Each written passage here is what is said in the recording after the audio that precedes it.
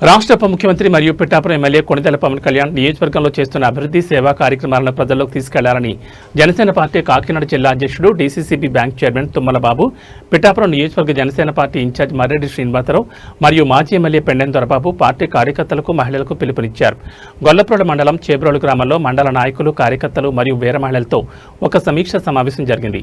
ఈ సమావేశానికి తుమ్మల బాబు, మర్రెడ్డి శ్రీనివాసరావు మరియు పెండెం దొరబాబు హాజరయ్యారు. సమావేశంలో నాయకులు, కార్యకర్తల నుంచి సూచనలు, సలహాలు స్వీకరించారు. అనంతరం వారితో పలు అంశాలపై చర్చించారు. పవన్ కళ్యాణ్ చేస్తున్న కృషి, నియోజకవర్గంలో తీసుకొస్తున్న మార్పులను ప్రజలకు వివరించడం ద్వారా పార్టీ బలోపేతానికి కృషి చేయాలని వారు కోరారు. ఈ సమావేశం పార్టీ కార్యకర్తలు ఉత్సాహాన్ని నింపింది.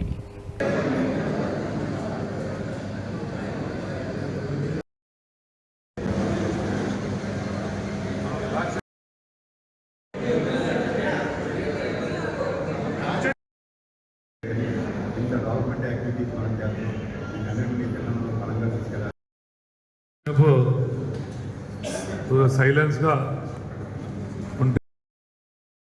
నెగ్గిన తర్వాత మన గ్రామాల్లో అనేక కార్యక్రమాలు చేస్తున్నాం.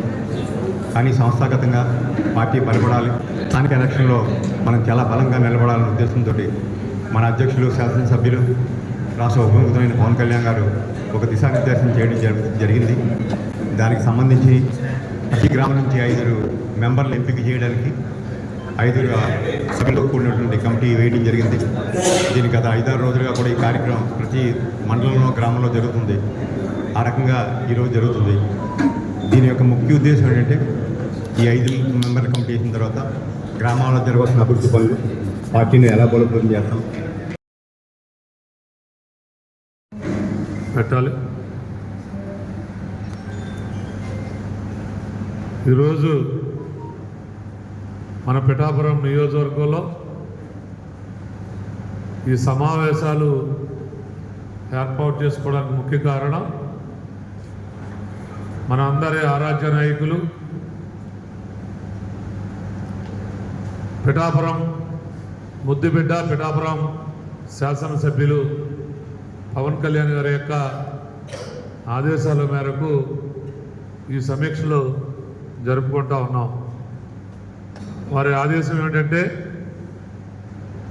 పిఠాపురం నియోజకవర్గంలో ఉన్నటువంటి 52 పంచాయతీలు మరియు 2 మున్సిపాలిటీల్లో ఉన్నటువంటి వార్డుల్లో అన్నింటినీ కూడా సమావేశాలు ఏర్పాటు చేసుకుని వారి నుండి ఒక 5 సభ్యుల్ని ఒక కమిటీగా ఏర్పాటు చేసుకోవాలనేటువంటిది అధ్యక్షుడు గారి యొక్క ఆలోచన. దానికి కారణం